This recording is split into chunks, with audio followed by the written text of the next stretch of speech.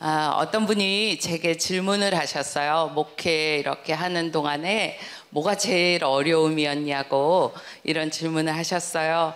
그래서 제가 잠깐 생각해 봤습니다. 나는 지난 36년간 무엇이 제일 힘든 일이었나.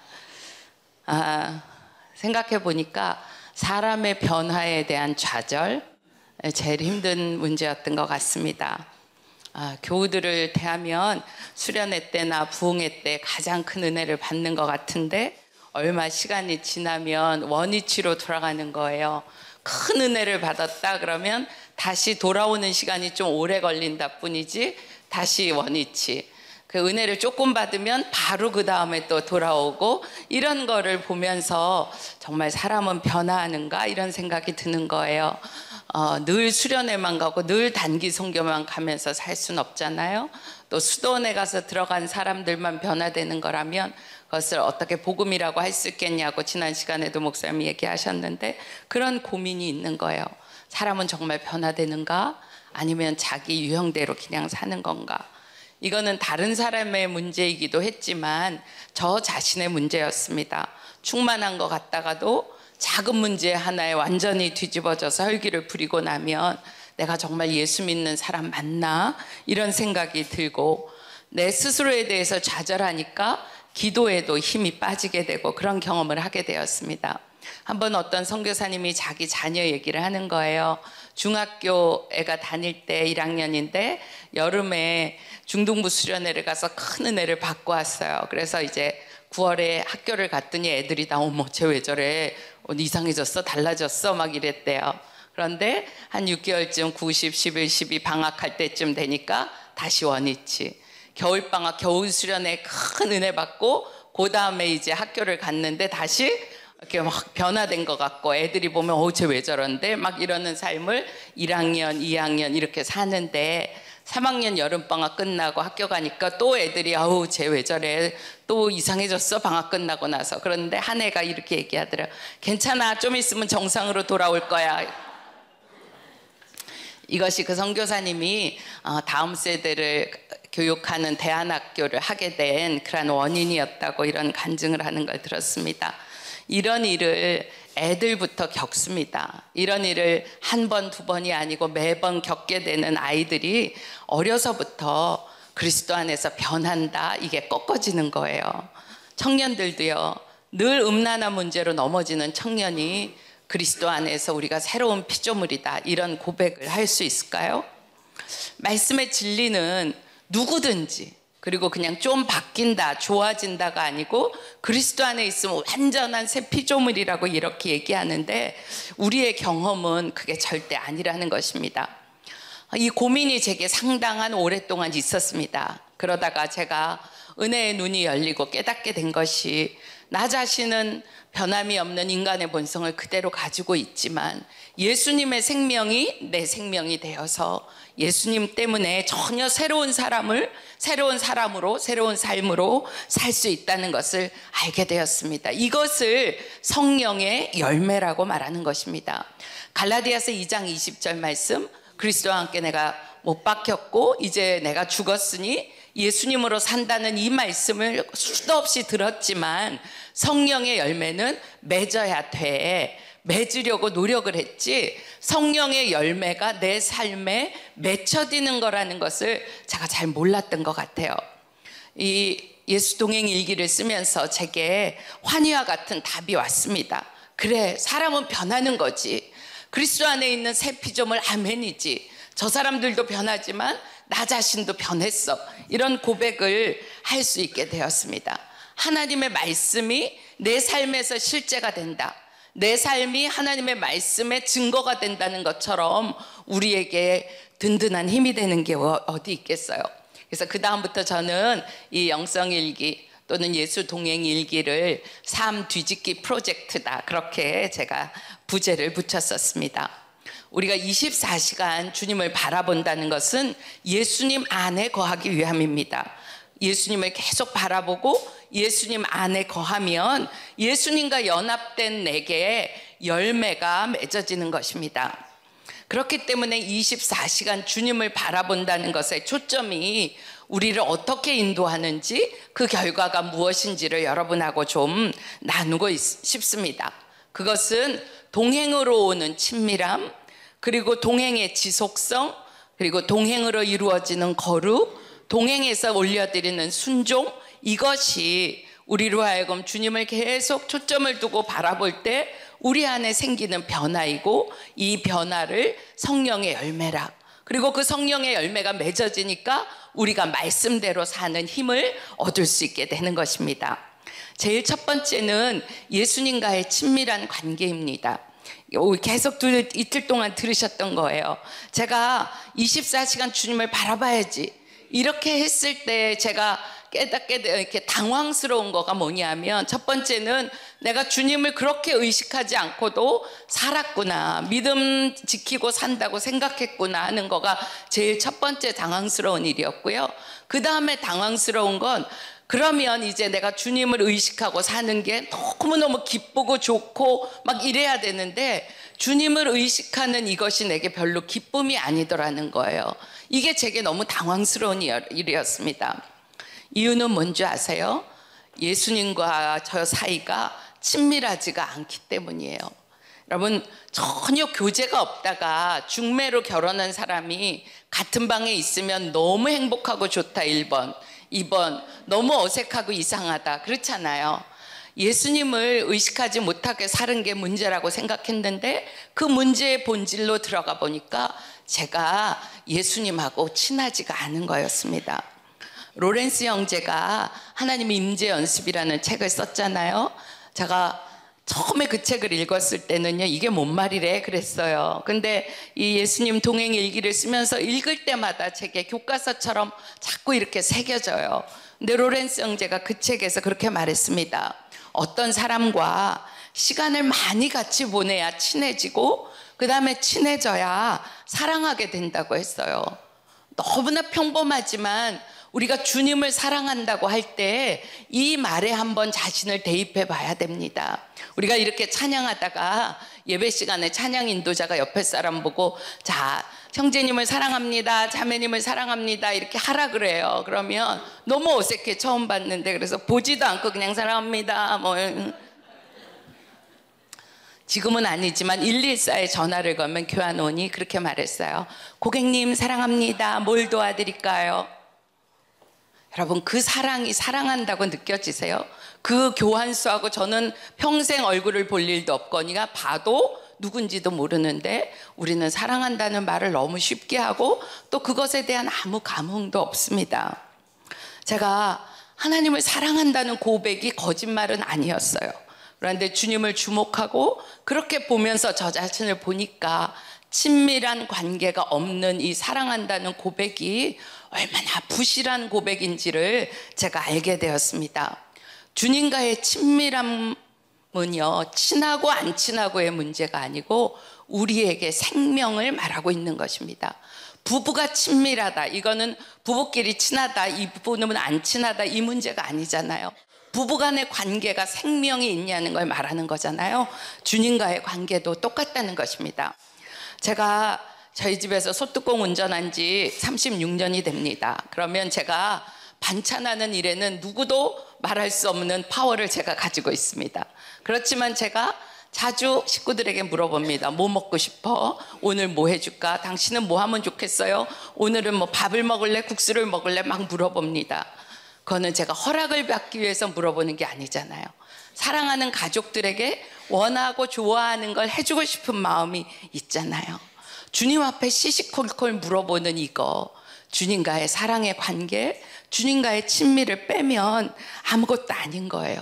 정말 얽매이는 거죠. 그런데 주님과 사랑을 넣고 보면 시시콜콜 묻고 주님 앞에 얘기하고 하는 이 모든 것들이 너무나 우리의 그 사랑하는 관계를 말해주고 있는 것입니다. 제가 주님 앞에 물어봅니다. 주님, 오늘 점심 어디서 먹을까요? 교회 식당에서 먹을까요? 나가서 먹을까요? 집에서 먹을까요?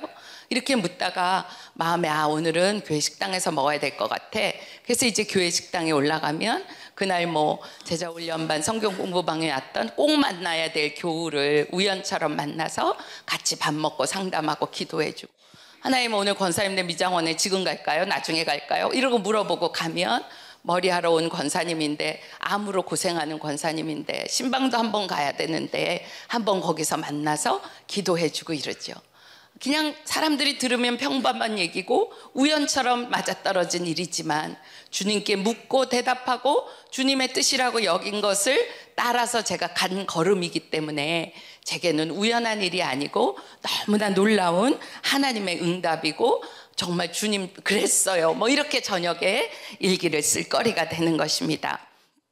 이렇게 한다고 제가 늘 성공하는 것도 아니고요, 또 늘 성공해도 문제겠죠. 그렇지만 날마다 주님께 물어보는 이 실험, 한 걸음 주님과 더 가까이 가고자 하는 이것이 주님과의 저와의 관계를 진짜 친밀하게 만드는 것입니다. 재작년에 미국에서 이 세계 선교사 대회가 열릴 때 선교사님들에게 세미나를 하고 제가 이 강의 담당이기 때문에 이 강의를 했습니다. 그랬더니 어떤 선교사님이 질문을 하셨습니다. 하나님은 우리에게 자유의지를 주셨는데 그렇게 시시콜콜 다 하나님 앞에 물어보면 우리에게 주신 자유의지는 어떻게 되는 것입니까? 이런 질문을 하셨어요. 그런 말 하면 좀 어려워요. 그렇지만 질문을 받았으니까 어떻게 대답해야 되는지 주님께 여쭤봤어요. 주님, 선교사님이 저렇게 물어봐요. 저 잘 모르겠어요. 뭐라고 대답할까요? 그랬더니 주님이 즉시 제게 답을 주셨습니다. 너의 문제는 내게 너무 많은 걸 물어보는 거냐? 아니면 물어봐야 될 때 묻지 않는 거냐? 주님이 제게 그렇게 질문하셨어요. 그래서 그 얘기를 그대로 선교사님에게 해드렸습니다. 이론적으로 보면 너무 많은 것을 물어봐서 우리 자유의지를 쓸 기회도 없을 것 같지만 실제로 들어가 보면 주님 앞에 물어야 될 일을 우리가 묻지 않고 우리의 생각과 판단대로 마음대로 하는 일이 얼마나 많은지 알 수가 없습니다. 우리는 큰 문제에 주의 인도하심을 받고 싶어 합니다. 그런데 대부분 성도들의 고민은 작정 기도를 해도 잘 모른다는 것입니다. 왜냐하면 날마다 주님께 묻고 대답하는 아주 사소한 문제에 대한 주의 인도하심을 받는 경험이 없었기 때문에 큰 문제에 응답받는 일이 어렵게 느껴지는 것입니다. 두 번째는요, 24시간 예수님과 동행하는 이 일의 핵심은요, 날마다에 있습니다. 변화의 열매는요, 지속성과 관계가 있는 것입니다. 이 예수님 동행 일기를 아까도 말씀드렸지만 한 번 잘 쓰는 게 중요한 게 아니고요, 중간에 끊어지는 것이 없이 쉼 없이 매일 계속되는 거가 굉장히 중요합니다. 우리가 큐티 나눔방도 하고 또 특별 새벽 기도회도 하고, 이유가 뭐지요? 혼자 하기는 쓰러지고 넘어지니까 이런 계기를 통하여 같이 붙잡고 가자는 거 아니겠어요? 그것이 날마다 지속되는 게 예수 동행 일기의 핵심입니다. 제가 아주 오래전에 어떤 잡지를 읽었는데 거기에 권투 컬럼니스트가 쓴 컬럼이 있었습니다. 그 권투 해설가가 이런 컬럼을 썼습니다. 프로 권투 선수들은 이 챔피언 벨트를 위해서 시합을 하게 되면 링 위에 올라가기 전에, 시합은 해보기도 전에 자기가 그 시합에 질지 이길지를 다 안다는 겁니다. 자기가 내가 오늘 이기겠어, 오늘 지겠어 하는 느낌대로 거의 대부분 결과를 얻게 된다는 것입니다. 왜냐하면 권투 선수만 그렇겠나 싶지만 이 시합 날짜가 결정되고 그 한 3개월, 6개월 기간 동안에 매일 이 선수가 훈련을 하잖아요. 뛰기도 하고 이렇게 해서 훈련을 하는데, 그렇게 훈련을 충실하게 한 선수는 이 사각 링 위에 시합 시간에 딱 서면 자신감이 있고 오늘 내가 이기겠다 이런 생각이 든다는 거예요. 하룻강아지 같은 신인 선수도요, 그렇게 성실하게 훈련을 한 사람은 딱 자신감이 생긴대요. 근데 챔피언 벨트 소유자라고 해도요, 방만하게 살다가 갑자기 땀복 입고 체중 이렇게 개체량 통과해서 쓰면 오늘 내가 지겠구나 하는 느낌이 온다는 거예요. 그러면서 그 해설가가 거기에 쓰기를, 시합의 승패는 고치를 상대방과의 싸움에서 결정나는 게 아니고 지나온 연습 과정 속에 자신과의 싸움에서 이미 결정이 나는 거다, 이렇게 썼어요. 제가 그분이 예수 믿는 사람인지 아닌지 모르지만 정말 너무나 놀라운 진리를 거기다 썼다고 그렇게 생각이 되어서 아주 오래전의 일이지만 제게 기억되고 있습니다. 작년인가요? 재작년인가요? 쇼팽 콩쿠르에서 1등을 한 한국인 조성진 씨가 있었죠. 제가 운전을 하고 가다 라디오에서 우연히 그 간증을 들었습니다. 간증이 아니고 인터뷰 내용을 들었는데 그런 얘기를 하는 거예요. 자기가 죽으면 자기 묘비에는 평생 부점을 연습하다 간 사람, 이렇게 쓰여질 거라는 거예요. 아무리 이렇게 연습을 많이 하고 이렇게 해도 시합 때에 이렇게 딱 이 피아노 앞에 앉으면 악보 외웠던 게 하나도 생각이 안 난대요. 근데 다 악보가 잊어버렸어도 자기가 이렇게 훈련하고 연습한 손이 그냥 저절로 움직이듯이 간다는 거예요. 자기 매일 부점을 딴따단따단따 이렇게 연습했기 때문에 자기 묘비명에는 평생 부점을 연습하다 간 사나이, 이렇게 쓰일 거라고 해서 제가 그 말이 되게 인상적으로 기억이 납니다. 하나님이 우리에게 주신 법칙들은요, 다 통하게 되어 있습니다. 영적인 법칙, 육체의 법칙 통해요. 운동하는 일, 외국어 연습하는 일, 악기 다루는 일 다 통해요. 어떻게 육체의 연습, 운동하고 뭐 악기 다루고 외국어 하는 건 매 꾸준히 변함없이 해야 되면서 어떻게 영적인 일은 하루에 뜨끈하게, 간절하게, 뻑적지근하게 단 한 번에 불 받아서 이렇게 변화하기를 바라는 것입니까? 제가 일찍 이 진리를 알았으면 얼마나 좋았을까 하는 생각이 듭니다. 엄청난 것 같지 않아도 매일 꾸준하게 말씀 보고 기도하고 말씀 보고 기도하고 큐티하는 이 일상이 내 삶에 젊었을 때부터 꾸준하게 지속되었다고 한다면 얼마나 내가 지금 다른 삶을 살게 되었을까 하는 이런 안타까운 마음이 있습니다. 우리가 예수 동행 일기는 일기를 쓰는 일이기 때문에 아무 하찮은 일처럼 보여도 매일 우리에게 꾸준한 일을 하도록 도와주는 일이기 때문에 이것이 놀라운 힘이 되는 것입니다. 성경에 보면 믿음의 선진들에게 믿음으로 살 수 있었던 비결이 바로 이 날마다임을 알게 됩니다. 다니엘은 여러분 잘 아시죠? 왕외의 다른 신에게 절하면 죽인다고 하는데도 하루에 3번씩 예루살렘을 향하여 그냥 방구석에 처박혀서 숨어서 기도했다가 아니고 말씀해 보면 예루살렘을 향하여 창문을 활짝 열어젖히고 하루에 3번씩 기도했다고 나옵니다. 그런데 재밌는 표현이 나와요. 다니엘서 6장 10절에 보면 전에 하던 대로.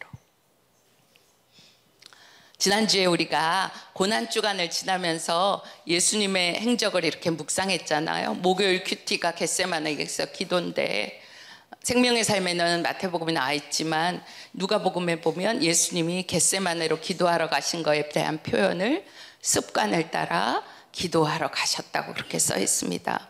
예레미야가 변화하지 않는 이스라엘 백성들을 향하여 너네 회개해 회개해 눈물로 외칠 수 있었던 이유, 사람은 안 변해요. 이스라엘 백성들은 들은 척도 안 해요. 그런데 어떻게 그렇게 간절하게 눈물로 기도할 수 있었을까요? 제가 아침에 묵상을 하던 차례가 예레미야 애가에 이르렀을 때 정말 그렇구나 싶었습니다. 여러분도 아시죠?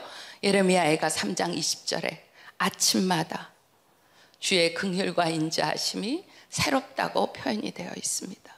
날마다 주님과의 누리는 그 아침마다 새로운 은혜, 주님의 성실하심과 인자하심을 누리는 그것이 사람들은 변화하지 않아도 나로 하여금 사명의 길을 계속하게 갈 수 있게 되는 힘이었습니다. 여러분, 영적인 성장은요, 지속성과 관계가 있는 것입니다. 저희가 딸이 둘인데요, 작은 아이가 지금 이제 대학 졸업했지만 중학교 때 치아 교정을 했습니다. 그래서 이게 중학교 때에서 고등학교 1학년 때 다 끝났거든요. 그리고 이제 몇 년이 지나서 대학교 때 DTS를 이집트로 갔는데 훈련을 이걸 안 갖고 갔어요. 치아 유지 장치를. 그렇게 해서 한 6개월 있다 돌아오니까 그 교정하는 치과 의사 선생님한테 야단 맞았습니다. 이가 다시 틀어졌다고. 그래서 다시 끼고, 요즘도 뭐 대학 다 졸업하고 나이를 먹었는데도 밤이 되면 유지장치를 가끔씩 껴줘야 됩니다. 여러분, 요만한 치아 하나를 20년 동안 살던 그 이빨을 돌려서 딴 위치에 갖다 놓았더니 그것이 제자리로 돌아가고자 하는 힘이 그렇게 강하더라고요. 여러분, 과거로 돌아가고자 하는 힘이 그렇게 매 순간 작용한다면 은혜를 유지하는 일도 어찌 매 순간 있어야 되지 않겠습니까? 영성의 길을 쓰다 보니까 변화는 뜨끈하고 뻑적하고 간절하게가 아니고 매일매일 꾸준하게 주님과 동행하는 삶을 신실하게 살 때 이루어지는 것이구나 하는 것을 깨닫게 되었습니다. 그렇지만 영적인 이 지속성이 육체의 훈련과 다른 점은 습관으로 끝나는 게 아니고 그 습관에 예수님의 생명이 담기기 때문입니다.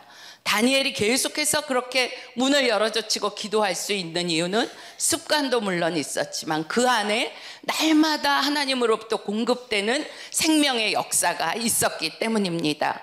늘 새벽 기도를 해도 메마른 이유는 습관에 머물기 때문이고, 새벽 기도할 때마다 충만한 것은 그것이 습관이고 그 안에 내게 예수님이 주시는 생명의 공급이 있기 때문입니다. 그래서 날마다 우리가 기도와 말씀의 습관을 가지고 그 습관 속에 예수님의 생명이 늘 운행하는지를 점검하고 주님을 바라보며 나아간다면 예수님의 생명이 내 안에 흐르는데 어찌 삶의 변화의 열매가 없겠습니까? 우리의 일상은요, 사실은 빛 앞에 저녁에 일기 쓰고 꺼내놓고 보면 정말 볼품이 없어요. 넘어지고 자빠지고 깨지는 얘기밖에 없습니다. 그런데 그렇게 하면 주님이 역사하신 게 놀라운 거예요. 제가 일기에 오늘처럼 내가 오늘이교회 가서 이 예수 동행 일기 세미나에서 오늘은 강의를 했어요, 이런 거 써놓으면 별로 사람들이 은혜를 못 받아요. 그런데 오늘 내가 넘어졌어요, 자빠졌어요, 나는 안 되나 봐요 막 이러면 사모님들이 댓글을 쫙 달아줍니다. 제가 그래서 이 사람들 놀부심보야 이렇게 생각했어요. 그런데 그게 아니고요, 나의 연약함을 통해서 내게는 예수님 없이는 살 수 없는 존재야, 이것이 마치 거울처럼 사모님들의 영혼을 비춰주게 되니까 다른 사모님들도 자기의 연약함에 집중하지 아니하고 주님을 더 바라보게 되었기 때문에 그렇다는 것을 알게 됩니다. 그냥 지나칠 일상이지만 주님 앞에 꺼내서 나의 제물로 올려드릴 때 주님이 받으시고 생명의 역사를 이루시는 걸 보게 됩니다. 사실 제가 하던 강의고 늘 주님 앞에 기도하지만 여기 왔을 때 마음이 떨리더라고요. 하나님, 오늘 제가 이걸 할 수 있을까요? 나는 정말 이게 정직한 나의 고백일까요? 이렇게 기도하면서 오늘도 제가 주 앞에 말씀드렸어요. 하나님, 빛 가운데 내놓고 보면 너무나 누추하고 초라한 거지만 저의 모든 것을 담은 주님 앞에 드리는 기도이고 제사이고 저의 예물입니다. 주님, 제 예물을 받아주세요. 이렇게 고백하게 됩니다.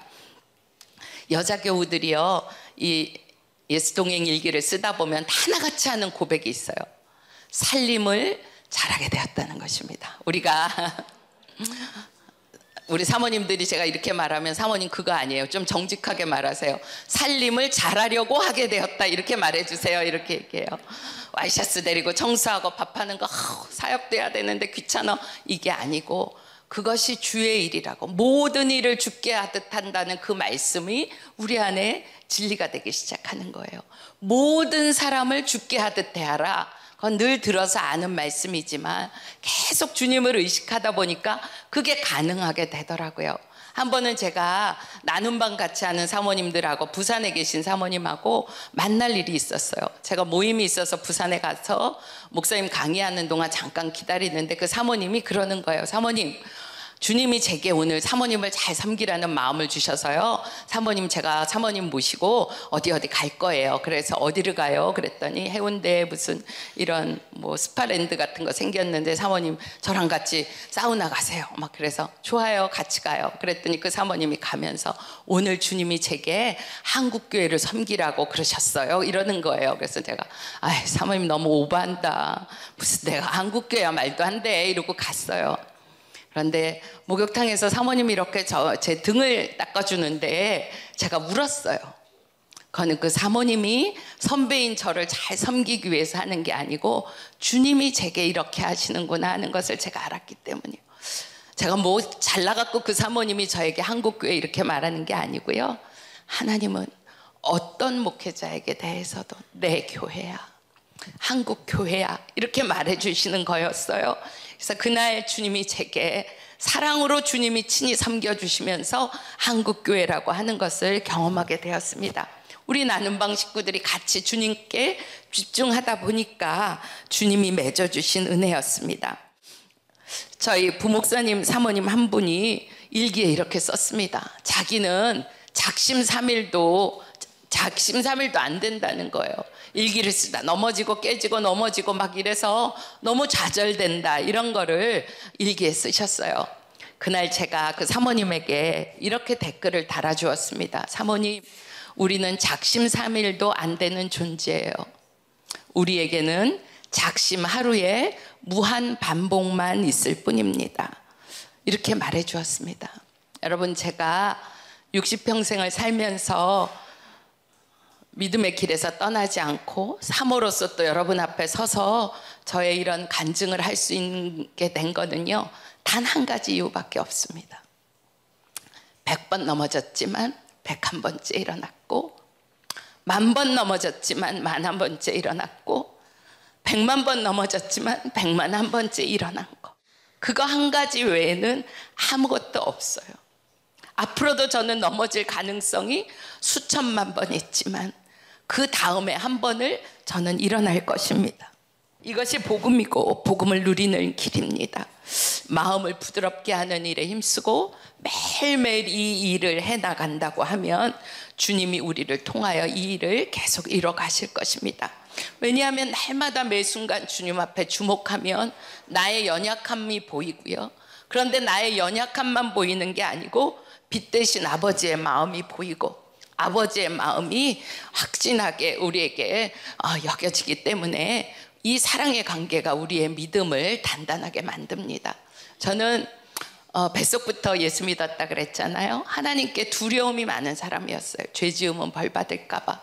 나를 움직이는 힘은 두려움과 의무감이었어요. 그러나 이렇게 예수 동행 일기를 쓰면서 사랑이 나를 움직이는 힘이 되었고 예수님의 사랑에 대한 확신이 나의 믿음을 요동치 않는 믿음으로 세워졌다고 고백할 수 있게 됩니다. 세 번째는요, 동행 일기에서 중요한 것은요, 일상의 거룩함입니다. 안타깝게도 많은 성도들이 무너져 있습니다. 이단이 무서운 거 물론이지요. 그러나 이단보다 더 무서운 것이 멀쩡하게 교회 와서 예배 자리에 다 앉아 있지만 내적으로는 무너져 내리는 거 있습니다. 어른이나 아이들이나 똑같아요. 예전에는 아프면 누워서 알았습니다. 지금은 아프면 누워서 방 안에서 이불 뒤집어 쓰고 이 셀폰으로 다 음란 동영상 볼 수 있고 드라마 볼 수 있고 모든 걸 다 할 수 있습니다. 아이들 예전에 거실에 이렇게 PC 놓아서 아이들이 맘대로 못하게 했습니다. 지금은 초등학교 아이들도 다 방에서 혼자 은밀하게 이불 뒤집어 쓰고 못 볼 거 다 보고 있습니다. 우리 청년들이 거룩하게 살기로 결단하고 그들이 고백하는 얘기가 이거였습니다. 안방까지 음란물이 배달되는 그 유혹 앞에 우리가 놓여 있습니다. 이런 고백을 하더라고요. 여러분, 드라마 보는 거 죄예요, 아니에요? 사모님들 대답해 주세요. 이 애매한 미소는 뭘 말하시는 거죠? 남자들 스포츠 중계 보는 거 죄예요, 아니에요? 그런 걸 질문이라고 하는 표정으로 목사님들은 저를 잠시 보셨어요. 네, 죄 아니죠. 그러나 제가 죄 아닙니까? 이렇게 물으면 대답하기가 어려워요. 왜냐하면 그런 거 보는 거 죄가 아니지만 나의 일상의 거룩함을 깨뜨리는 그것이 바로 드라마이고 스포츠 중계고 하기 때문에 죄냐? 그러면 죄 아니지. 정말 죄 아니냐? 그러면 할 말이 없어지게 되는 그거라는 것입니다. 큐티 얼른 해치우고 아침 드라마 보고 저녁에 영성일기 쓰는 거 얼른 해치우고 10시에 드라마 보고 저희 교회가 매일 합심 기도를 합니다. 밤 10시에 담임 목사님으로부터 카톡에 기도 제목을 받아 한국교회 부흥과 하나님 나라와 선교 완성과 한국교회 회복과 갱신을 위해서 매일 10시에 기도 제목을 성도들이 받아요. 신청한 사람. 왜 10시로 정한지 아세요? 말 안 하겠어요. 왜 10시로 정했는지. 우리가 성도들이 제일 무너져 내리는 게 여자 성도들은 드라마, 남자들은 스포츠 중계 이렇습니다. 너무나 적은 것 같지만 그것이 우리의 마음을 차지하고 생각을 차지하고 있으면 우리의 영혼을 갉아먹는 것입니다. 저희 장로님 한 분이 폐혈증이 오셔서 사경을 헤매다가 정말 성도들의 중보기도 때문에 살아나셨어요. 나중에 원인을 추적해 보니까 임플란트 시술을 하다가 임플란트 이 시술하는 걸 통해서 균이 하나 들어가서 이 균 때문에 폐혈증이 온 거였어요. 여러분, 사람이 죽는데요, 요만한 균 하나, 눈에 보이지도 않는 그 균 하나가 온몸을 망가뜨리는 것입니다. 우리가 죄된 습관, 너무 작은 것 같지만 또 어떤 때 시간을 쓰는데 내 24시간의 아주 작은 부분 같지만 그것이 내 영혼을 망치고 있기 때문에 24시간 주님을 바라보는 일은 그러한 일을 빛 가운데 드러나요 우리의 삶의 거룩을 맺어가는 것입니다. 일상의 거룩이 없는 거룩은 절대 거룩이 아닌 것입니다. 여러분, 성령의 열매 9가지, 제가 무슨 설명을 드릴 필요가 있겠어요. 그런데 이 성령의 9가지 열매가 맺어지는지는 여러분 스스로가 점검하실 수 있으리라고 싶습니다.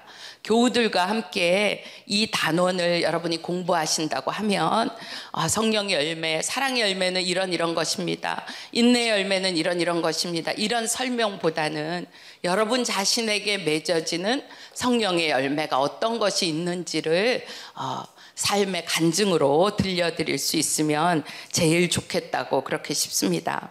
그래서 4번째 영성일기를 다른 말로 하면 순종일기라고 할 수도 있습니다. 어떤 분은 감사일기라고 하시기도 하고, 그런데 다 좋아요. 예수 동행일기, 순종일기, 감사일기 다 좋은데 그 일기 안에 그것이 포함된다는 것입니다.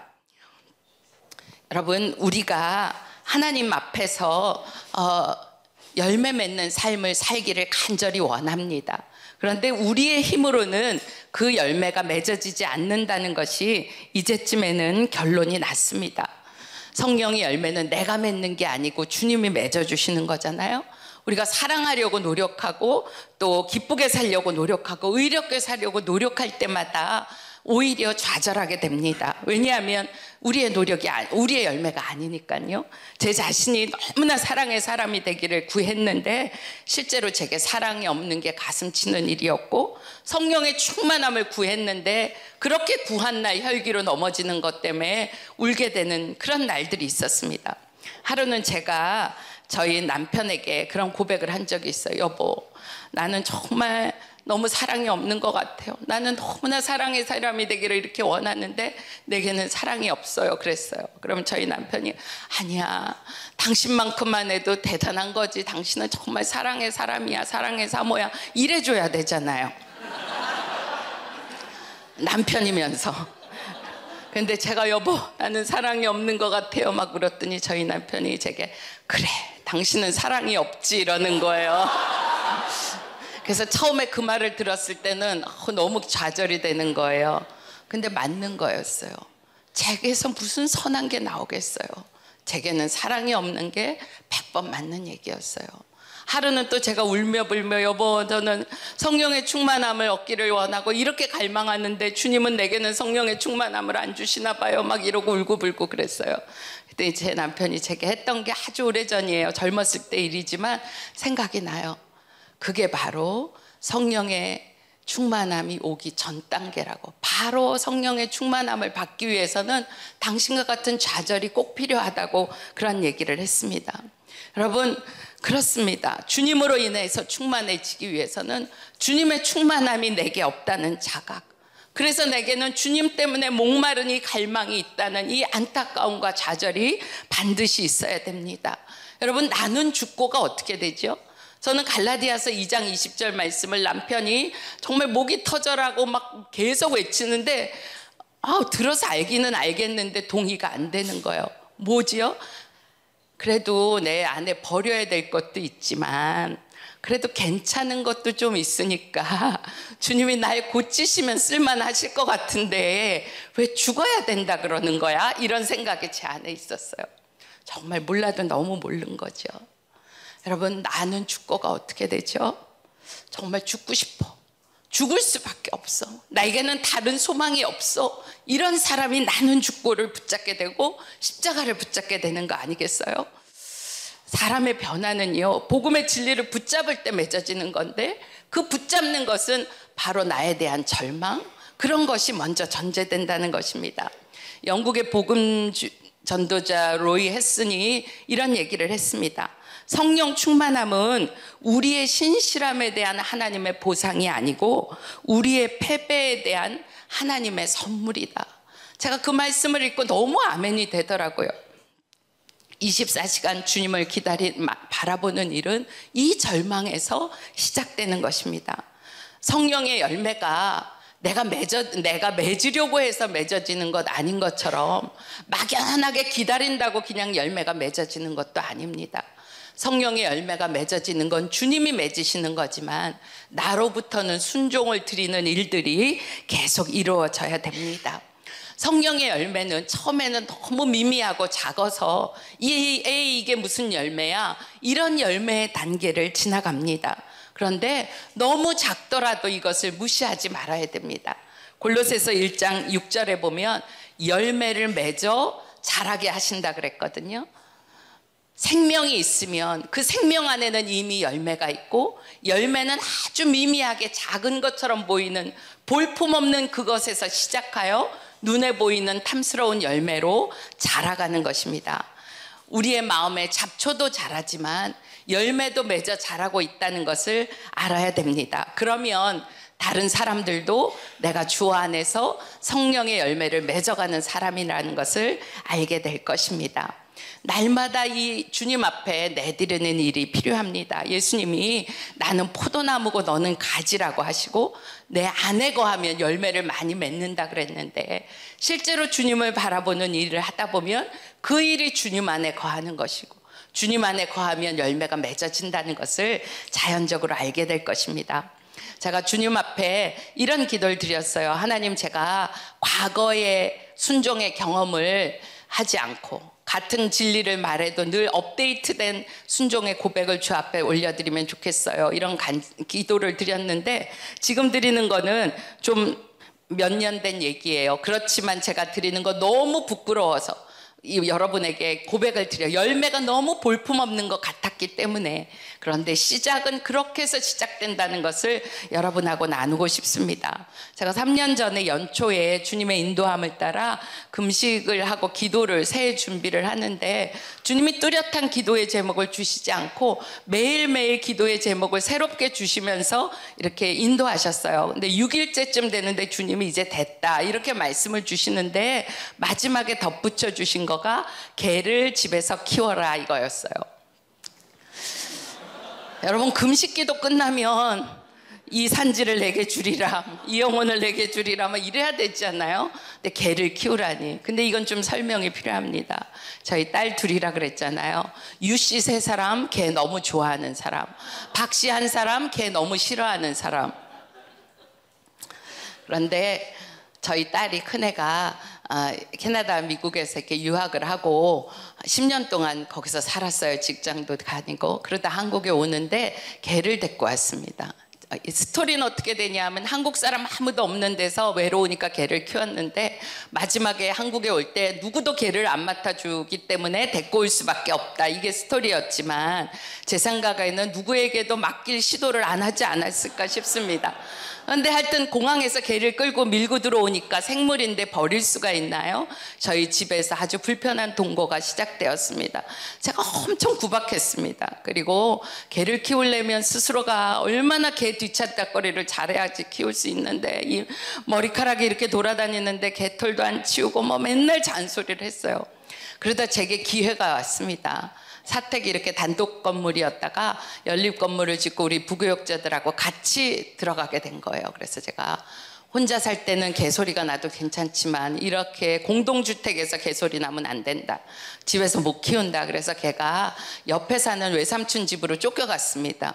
우리 아이들은 제가 이렇게 세미나 오거나 어디 간다면 갑자기 눈이 막 반짝반짝 빛납니다. 어머니 잘 다녀오세요. 이유는 뭘까요? 엄마 없는 일주일 걔 집에다 데려다 키우다가 엄마 올 때쯤 되면 부랴부랴 싸서 외삼촌네로 보내고 이런 일이 몇 년 동안 지속됐어요.